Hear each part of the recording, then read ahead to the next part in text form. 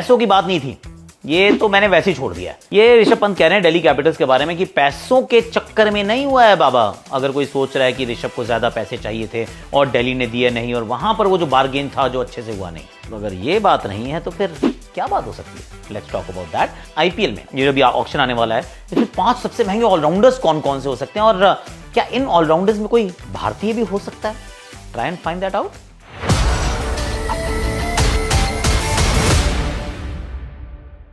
Hashtag Akashvani में आप सभी का हाथ जोड़ के स्वागत। एक और रंग बिरंगी नहीं आता, बहुत सारी फूल पत्तियों वाले हैं। पर कहां से मैंने शुरू की कहानी मैंने शुरू की ऋषभ पंत के स्टेटमेंट से। और ऋषभ पंत ने ऐसा क्यों कहा, सुनील गावस्कर साहब कह रहे थे, उनका मैं देख रहा था वीडियो, उसमें उन्होंने बताया कि आजकल क्या हो रहा है, आजकल नेगोशिएशन होती है और कई खिलाड़ियों को ज्यादा पैसे मिले हैं, जो कि 18 से जैसे 23 मिले हेनरिक क्लासन को, 21 मिले कोहली को, तो मे बी ऋषभ पंत को ज्यादा चाहिए थे, उनको उतने मिले नहीं है, तो इस वजह से वो अब दिल्ली के साथ नहीं है। पर दिल्ली उनको वापस रखना चाहेगी और राइट टू मैच कार्ड का इस्तेमाल करेगी, क्योंकि कप्तान भी तो चाहिए उनको। ये सनी भाई की सोच थी। अब उन्होंने कह दिया तो नीचे से ऋषभ पंत जो है वो फट से जवाब देते हैं, ये बता सकता हूं भैया, मेरे बारे में पैसों का कुछ लेना देना नहीं था, सो मेरा केस जो है वो पैसों का नहीं था, विच बेसिकली टेल्स अस कि कुछ और वहां पर पक रहा था। अब ये खिचड़ी क्या है, ये खिचड़ी है या पुलाव है या फिर बिरयानी है, क्योंकि इसकी शुरुआत एक्चुअली ऋषभ पंत ने की थी। रात को 12 बजे उन्होंने एक ट्वीट किया था कुछ दिन पहले कि अगर मैं ऑक्शन में गया तो क्या मैं बिकूंगा, और बिकूंगा तो मैं कितने में बिकूंगा। Why would you ask that question Rishabh? पर वो एक शुरुआत थी, वो एक हिंट था कि all is not well in Delhi का जो हेवनली अबोर्ड है, वहां पे चीजें बदल रही हैं और दिल्ली में बदलती रहती हैं। आई टेल यू, हर 2 साल में बदलती हैं। हर 2 साल में क्यों बदलती हैं? क्योंकि यहाँ पर JSW और GMR का ये जॉइंट पार्टनरशिप है, ये जिसके अंदर दोनों टीम्स मिलके, मतलब दोनों कंपनीज मिलके ये चलाती हैं IPL की टीम को। 2 साल एक चलाती है, 2 साल दूसरी टीम चलाती है। इस वजह से इनका जो सपोर्ट स्टाफ भी कई बार आपको दिखता है बहुत बड़ा है। क्यों? क्योंकि दोनों ने अपना एक बंदा वहां पे रख रखा है, थोड़ा सा है उनका, मतलब अलग तरीके से चलती है फ्रेंचाइज, और कोई फ्रेंचाइज इस तरीके से नहीं चलती है, ओनली दिल्ली चलती है। अब अगर पैसों की बात नहीं थी, क्योंकि मैंने भी ये सुना था जो पैसों का नेगोशिएशन था वो तो सेटल हो गया था कि चलो जी मुझे वटेवर नंबर चाहिए, 25 चाहिए, और उन्होंने कहा 25 रख लो, कोई बात नहीं, टेंशन नहीं है, आप हमारे साथ रहिए, 25 रख लीजिए। पर फिर what happened? So there are only 2 things that could have happened. और आई एम नॉट प्रिवी, मुझे नहीं पता, मैंने ऋषभ से नहीं पूछा, मैंने दिल्ली कैपिटल से नहीं पूछा, पर सच ये है कि सिर्फ 2 ही बातें हो सकती हैं। एक तो ये कि ऋषभ पंत को बोला हो कि देखिए हम आपको रखेंगे तो सही, पर कप्तान नहीं बनाएंगे, you will not be our captain, और at least I can't guarantee you, we can't guarantee you कि आप हमारे कप्तान होंगे, आप रुकना चाहेंगे क्या? तो ऐसे में हो सकता है कि ऋषभ ने कहा नहीं, मुझे ये बात बिल्कुल पसंद नहीं आई है, आप मुझे कप्तान नहीं बनाएंगे तो मैं रुकना नहीं चाहता हूं, गिव मी इन राइटिंग और एटलीस्ट गारंटी, फेयर प्ले। अगर ये बात भी नहीं थी तो क्या हो सकती है? तो दूसरी बात जो हो सकती है वो ये कि उन्होंने कहा कि मुझे अपना सपोर्ट स्टाफ चाहिए, क्योंकि सपोर्ट स्टाफ बदल रहा था। रिकी पॉन्टिंग जो है पंजाब चले गए, चीजें जो थी वो एकदम पूरी तरह से डिसमेंटल कर दी गई और एक नए सिरे से सपोर्ट स्टाफ इकट्ठा करने का प्रयास किया जा रहा है। तो ऐसे में हो सकता है ऋषभ पंत ने कहा कि यार मुझे ये चाहिए, वो चाहिए, ये चाहिए, मुझे ये 3-4 लोग चाहिए अपनी सपोर्ट स्टाफ की टीम में, अगर आप नहीं लाएंगे तो फिर बात नहीं बनेगी। दिल्ली ने क्या किया, दिल्ली के वहां पे हेमंत बदानी है, विच इज वेरी गुड, वहां पे मुनाफ पटेल भी हैं, वेणुगोपाल राव जो हैं वो इसके डायरेक्टर हैं और वो he is actually managing all of this. तो उन्होंने वो ऑल इंडियन सपोर्ट स्टाफ की तरफ गए हैं। आई डोंट नो कि ऋषभ पंत को क्या चाहिए थे या फिर चाहिए ही थे, हो सकता है कप्तानी की बात हो, सपोर्ट स्टाफ की होना, पर जो भी रहा सच बात यह है कि दो ही कारण हो सकते हैं। एक तो या कि कप्तानी नहीं दे रहे थे, और दूसरा या फिर सपोर्ट स्टाफ इनके मतलब का नहीं मिल रहा था, क्योंकि पैसों की तो कोई बात ही नहीं है, ऐसा ऋषभ पंत ने खुद ही तो कह दिया भैया।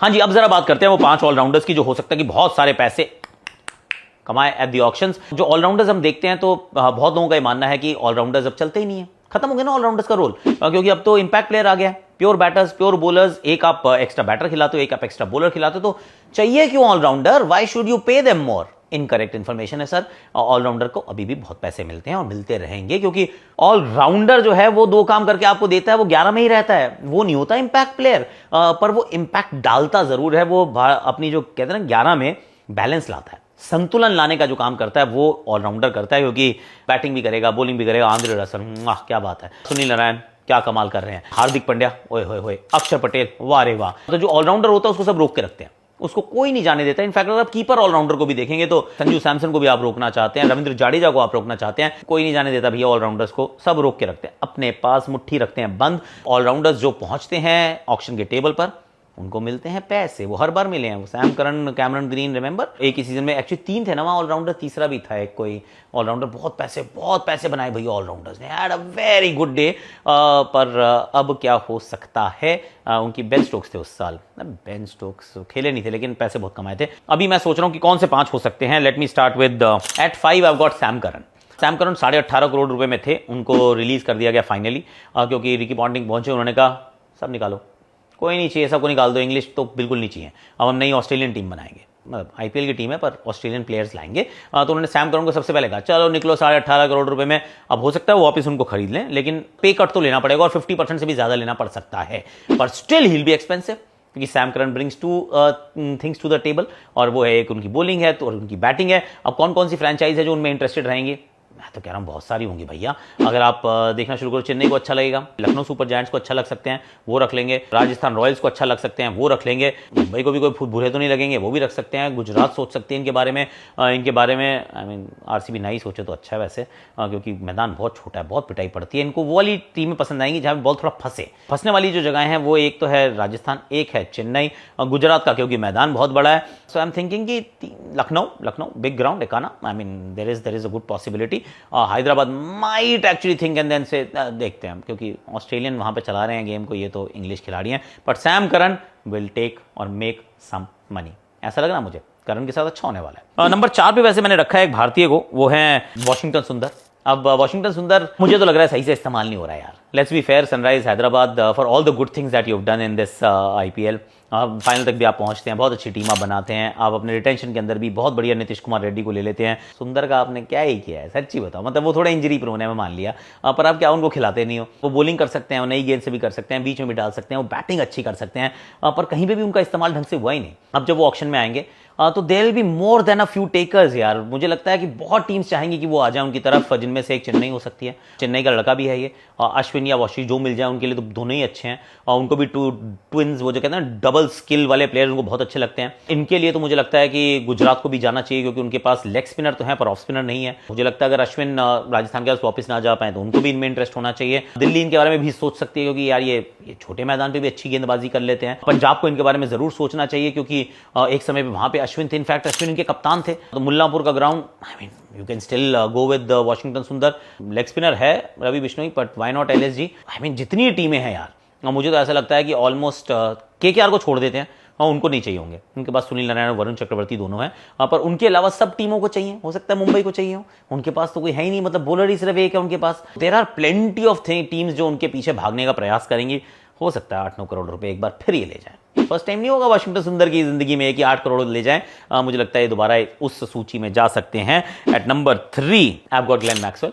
मत मारो मुझे यार, मत मारो, इनके साथ हमेशा ये होगा ऑल इज वेल। ये इनका कहानी बड़ी अच्छी है, रेपुटेशन जो है वो बहुत तगड़ी है, बहुत कमाल की है, बहुत इन्होंने ऐसा लगता है कि हर दूसरा मैच जिताते हैं, और उतने नहीं जिताते हैं वैसे बाय द वे, और बहुत इनका वॉलेटाइल रहता है, या तो अर्श पे रहते हैं फर्श पे रहते हैं, फर्श पे बहुत ज्यादा रहते हैं, लेकिन जब अर्श पे रहते हैं तो फिर ऐसा करते हैं कि wow, I mean jaw dropping performance जो है ये वो दे सकते हैं। जब इतना आपके पास स्किल सेट हो और इतनी आप की रेपुटेशन अच्छी हो, और 2-3 ऑस्ट्रेलियन कोचेज अगर आपके ऑक्शन के टेबल पर बैठे हों, ग्लेन मैक्सवेल का ऑक्शन अच्छा कैसे नहीं होगा।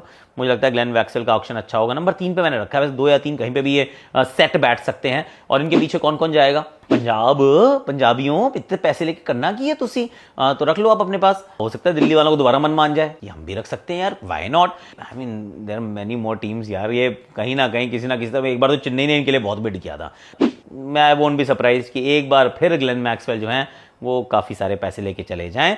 पर उसके बाद मैं किसकी तरफ आ रहा हूँ, मैं आ रहा हूँ जी विल जैक्स की तरफ। भैया ही is not jack of all trades, he is a master. बहुत बढ़िया खेलते हैं, पिछले साल 100 बनाया था, ऑफ स्पिन गेंदबाजी करते हैं। आरसीबी दोबारा राइट टू मैच कार्ड का इनके लिए इस्तेमाल भी कर सकती है, ना करेगी तो I will be very surprise. इनके लिए बहुत लोग इंटरेस्टेड होंगे यार। टॉप ऑर्डर बैटर है, थोड़ी सी बॉलिंग कर दें, फील्डिंग भी ठीक ठाक करते हैं। I mean why not, I mean will Jacks why not. मैं तो कहूंगा you must take him, you will take him, lots of team will be interested in. तो कौन कौन सी टीम्स इंटरेस्टेड हो सकती हैं, Punjab, unless they have English players के अगेंस्ट हैं तो ऐसा ना हो, पर विल जैक्स वहां पे भी जा सकते हैं। दिल्ली को बहुत इंटरेस्ट होना चाहिए उनमें, why not. Bangalore once again RTM के साथ, मुझे लगता है हैदराबाद वाले भी सोच सकते हैं, चेन्नई वाले भी सोच सकते हैं, गुजरात वाले भी सोच सकते हैं, लखनऊ वाले भी सोच सकते हैं, सब सोच सकते हैं भैया इनके लिए। ये वो ऐसे खिलाड़ी हैं, इनके बारे में तो यार ये अपने राजस्थान वाले भी सोच सकते हैं, सब सोच सकते हैं इनके बारे में।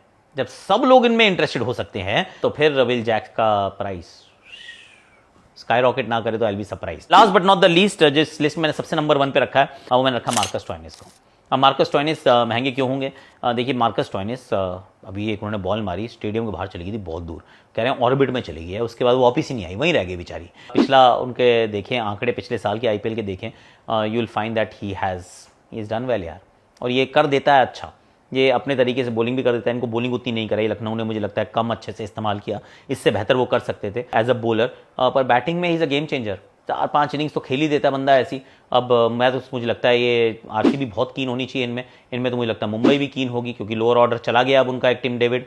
इनमें दिल्ली बहुत कीन होनी चाहिए, छोटा सा मैदान है। पंजाब बहुत कीन होगी और लखनऊ के पास राइट टू मैच कार्ड होगा। मैं तो कह रहा हूँ केकेआर को भी उनमें थोड़ा सा शायद इंटरेस्ट हो सकता है। एवरीबॉडी वांट्स हिम यार। मार्कस स्टोइनिस मारता है कसकर, मार्कस भैया ये मारेगा और मुझे लगता है बहुत बढ़िया हाथ मारेगा इस बार क्योंकि परफॉर्मेंस भी है, ऑस्ट्रेलियन कोचेस भी हैं, बहुत सारी टीम को उनकी ज़रूरत भी है, ये बॉलिंग भी करता है। मैं कह रहा हूँ Marcus Stoinis is number 1, the most expensive allrounder in the auction for the year 2025। I am going with Marcus Stoinis.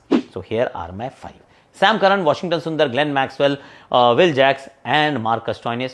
ये 5 का लगाएंगे पंच और बनाएंगे बहुत सारा पैसा, ऐसा मुझे लगता है। बाकी आपको क्या लगता है बता देना। ऋषभ पंत वाली स्टोरी के बारे में क्या लगता है, इस ऑलराउंडर की लिस्ट के बारे में क्या लगता है, और अगर आपको देखना है कि सिर्फ batters not wicket keeper batters अगर वो कौन से ज़्यादा महंगे हो सकते हैं, हाँ तो वो हमने वीडियो वैसे डाल भी दिया है, हमने वैसे बॉलर्स का भी डाला है, फास्ट बॉलर्स का, तो वो भी आप चेकआउट कर सकते हैं। आज के लिए अभी के लिए मेरे पास इतना ही है और बाकी बातें बाद में करेंगे।